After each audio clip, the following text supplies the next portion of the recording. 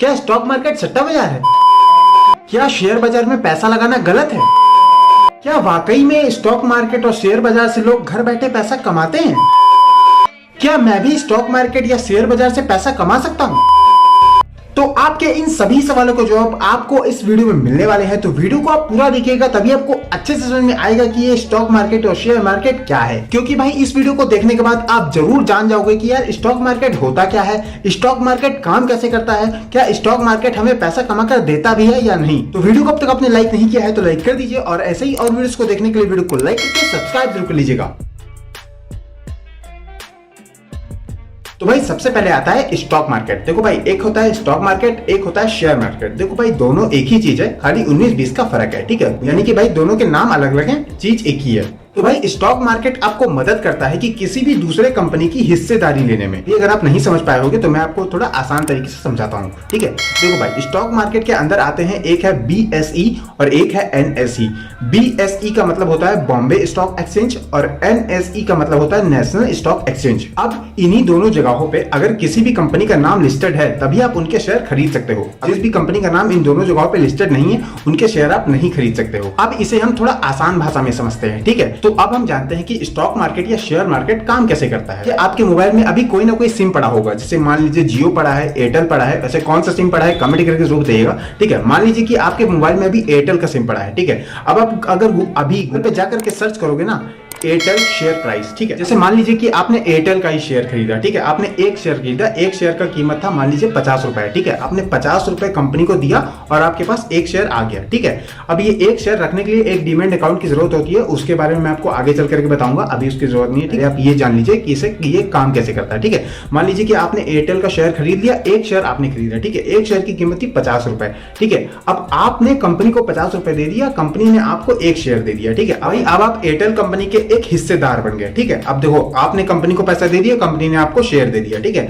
अब जो कंपनी के पास इसी तरह लोगों से पैसा आता है, जो भी पैसा कंपनी के पास आता है वो कंपनी उसे अपने कंपनी को बड़ा करने में लगाती है, ठीक है। 6 महीने बाद वो बढ़ती है, 6 महीने बाद उसकी ग्रोथ होती है उस कंपनी की। मान लीजिए एयरटेल की ग्रोथ होती है, ठीक है। तो आपने जो आज एक शेयर खरीदा था ना 50 रुपए का, वो आगे चल के 6 महीने बाद आप देखोगे कि वो हो जाएगा 70 रुपए या 80 रुपए या 90 रुपए में, ठीक है। अब ये 70 रुपए 80 रुपए 90 रुपए हुआ कैसे, ठीक है। 6 महीने बाद उसका प्राइस बढ़ जाएगा, ठीक है। बढ़ेगा क्यों? क्योंकि भाई कंपनी ने ग्रोथ करी है, कंपनी के पास जो पैसा आया वो अपनी कंपनी में लगा रही है ताकि उसकी कंपनी और बड़ी बने। क्योंकि भाई जब कंपनी बड़ी बनेगी तो वो ज्यादा प्रॉफिट कमाएगी, और भाई ज्यादा प्रॉफिट अगर कंपनी कमा रही है तो भैया उसमें से वो थोड़ा प्रॉफिट आपको भी देगी, ठीक है। तो इसीलिए आपने एक शेयर खरीदा था 50 रुपए का, अब आप 6 महीने बाद देखोगे तो शेयर का प्राइस बढ़ गया होगा, ठीक है। यानी कि वो 70 रुपए 80 रुपए 90 रुपए हो गया होगा। अब 6 महीने बाद उसका प्राइस चल रहा है 90 रुपए।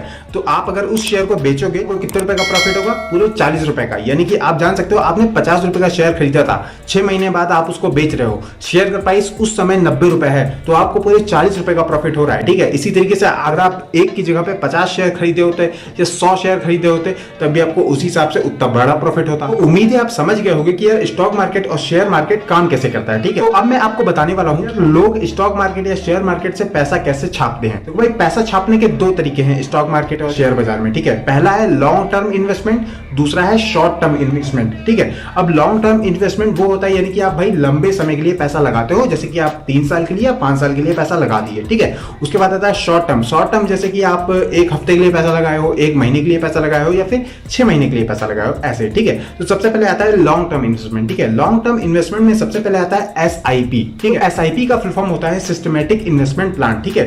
ये SIP कुछ उस तरीके से होता है जैसे कि मान लीजिए कि आप किसी भी चीज को किस्त पे खरीद के चले आए हो, ठीक है। अब आपको पता है कि हर महीने यार मेरे अकाउंट से पैसा कटने वाला है किस्त के तौर पे, ठीक है। तो उसी तरीके से अगर आप SIP स्टार्ट करते हो और आपकी जितनी भी इच्छा हो, जैसे कि आप 100 रुपए लगाना चाहो, आप 500 रुपए लगाना चाहो, आप 1000 रुपए लगाना चाहो, कितने भी रुपए से आप SIP शुरू कर सकते हो, ठीक है। बस 100 रुपए के नीचे नहीं होना चाहिए, 100 रुपए के ऊपर ही होना चाहिए, तभी आपकी SIP शुरू होगी, ठीक है। अब SIP आपको फायदा पता है क्या दिलाता है? SIP आपको शुरू करने से आपके हर महीने में कोई एक तारीख दी जाएगी, जैसे कि 28 तारीख है, तो 28 तारीख में आपके अकाउंट से 100 रुपए या जितना भी टारगेट आप सेट करोगे कि हर महीने 500 रुपए कटे या हर महीने 100 रुपए कटे, तो हर महीने उस तारीख को यानी कि 28 तारीख को आपके अकाउंट से 100 रुपए या 500 रुपए कट जाएगा, जितना कि आप अमाउंट सेट करोगे। और इस SIP को शुरू करते टाइम आप ये भी वहां पे सेट कर सकते हो कि यार ये SIP मुझे कब खत्म करनी है, यानी कि आपको 1 साल बाद खत्म करनी है, 6 महीने बाद खत्म करनी है, या फिर 2 साल बाद खत्म करनी है। ठीक है, मान लीजिए कि आपने 6 महीने का टारगेट लगाया कि 6 महीने तक मेरी SIP चलनी चाहिए, उसके बाद SIP बंद हो जाए। ठीक है, तो 6 महीने तक अगर आपका लगातार पेमेंट कटता है और 6 महीने तक वहां पे पेमेंट जमा होता है, तो आप देखोगे कि वहां पे आपको FD से अच्छा रिटर्न मिलेगा। उसके बाद लॉन्ग टर्म इन्वेस्टमेंट में दूसरे नंबर पर आता है डिलीवरी ट्रेड्स। देखो भाई, डिलीवरी ट्रेड्स वो होते हैं जैसे कि आप किसी भी कंपनी के शेयर को खरीद करके रखे हो। ठीक है, अभी मैं आपको अपने फोन में लाइव करके दिखाता हूं। मैंने बहुत से कंपनी के शेयर्स को खरीद के रखे हुए हैं, तो जैसे कि आप यहाँ पे बगल पे देख पा रहे होगे। ठीक है, मैं अभी अपना ग्रो एप्लीकेशन ओपन करता हूँ, यहाँ पे मैं अपना पासवर्ड डाल देता हूँ। अभी आप यहाँ पे देख सकते हो, मैं होल्डिंग पे क्लिक करूंगा। ठीक है, और होल्डिंग पे क्लिक करने के बाद आप देख सकते हो मैंने IRFC, Godrej industries, Reliance power, ठीक है, Tata steel, Punjab national bank, इन सभी के शेयर्स खरीद के रखे हैं। जैसे कि यूनियन बैंक ऑफ इंडिया हो गया। ठीक है, इन सभी के शेयर्स मैंने खरीद के रखे हैं। ठीक है, तो इनमें से कुछ शेयर्स की प्राइस अभी गिर चुकी है, उसे मैंने जिस प्राइस पे खरीदा था वो उस प्राइस से गिर चुके हैं। ठीक है, लेकिन अभी मैं आपको एक चीज दिखाता हूँ। यहाँ पे एक शेयर का प्राइस है जो कि भाई बढ़ा हुआ है। जैसे कि आप देख सकते हो, इसमें मैंने 3 शेयर खरीदे हैं। ठीक है, FC का मैंने 3 शेयर खरीदा है, जो कि भाई मुझे पड़ा था 129 का। ठीक है, और अभी के टाइम में इस शेयर की कीमत है 224 रुपए, यानी कि भाई मैंने 3 शेयर को खरीदा था 129 रुपए में, और अभी के टाइम में मैं इसको बेचूंगा ना तो ये बिकेगा 225 रुपए में। तो अब आप जान ही सकते हो कि यार डिलीवरी ट्रेड्स लेने में हमें कितना ज्यादा फायदा होता है। और एक चीज और आप यहाँ पे देख सकते हैं, देखो भाई आप देख सकते हो मैंने काफी सारे शेयर्स को खरीदा हुआ है। ठीक है, तो आप यहाँ पे ऊपर में ये जो बॉक्स बना हुआ है, यहाँ पे आप देख सकते हो कि मैंने टोटल कितना रुपए यहाँ पे लगाया हुआ है। तो यहाँ पे आप देख सकते हो मैंने 1685 रुपए लगाया हुआ है। ठीक है, और अभी के टाइम में इन पैसों की वैल्यू हो चुकी है 1948 रुपए, यानी कि अभी घट बढ़ रहा है, यानी कि अभी मार्केट खुला हुआ है इसलिए।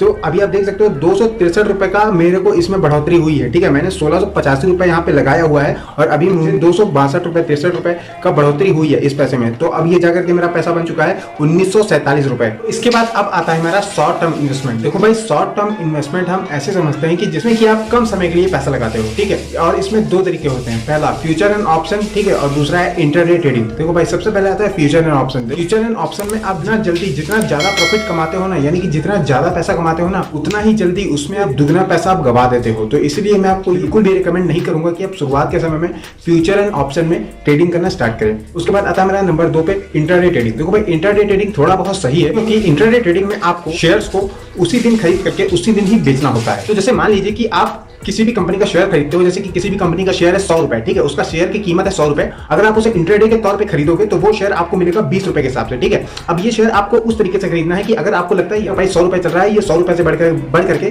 110 रुपए जाने वाला है, तब आपको कॉल का प्राइस खरीदना है। और अगर आपको लगे कि ये 100 का प्राइस घट करके 80 रुपए आने वाला है, तब आपको पुट का प्राइस खरीदना है। ठीक है, तो इसमें आपको एक बात का जरूर ध्यान रखना है कि जो शेयर्स आप खरीद रहे हो इंट्राडे में, उसे आपको उसी दिन 3 बजे से पहले उसी दिन बेचना भी होगा। ठीक है, अगर आपको उसमें प्रॉफिट भी हो रहा है तब भी आपको बेचना होगा, अगर आपको उसमें लॉस भी हो रहा है तब भी आपको बेचना होगा। और अगर आप ऐसा नहीं करते हो तो जिस भी ब्रोकर से आप अपने डीमेट अकाउंट खुलवाओगे वो आपसे 50 रुपए एक्स्ट्रा काट लेगा। तो इसलिए शुरुआत के समय में मैं आपको ये दोनों चीज रिकमेंड नहीं करता हूं। आप शुरुआत के समय में डायरेक्ट इन्वेस्टमेंट से ही स्टार्ट करिए, जैसे कि आप शेयर खरीदिए, डिलीवरी ट्रेड्स में SIP स्टार्ट करिए। ऐसा करने से आपको थोड़ा बहुत एक्सपीरियंस होता चला जाएगा और आगे चल के भी आप फ्यूचर एंड ऑप्शन और इंट्राडे ट्रेडिंग कर सकते हैं। और अगर आप डीमेट अकाउंट खुलवाना चाहते हैं तो भाई डिस्क्रिप्शन में लिंक दिया हुआ है, आप उसी पे जाकर के बिल्कुल ही फ्री में अपना डीमेट अकाउंट खुलवा सकते हैं। वीडियो को कैसी लगी कमेंट करके जरूर बताइएगा। ऐसे ही और वीडियोस को देखने के लिए वीडियो को लाइक करके सब्सक्राइब जरूर कर लीजिएगा, क्योंकि भाई देखो कल मैं वीडियो बना रहा था तो कल यार लाइव चली गई थी, इसलिए मैं इस वीडियो को अगले दिन कंटिन्यू कर रहा हूँ।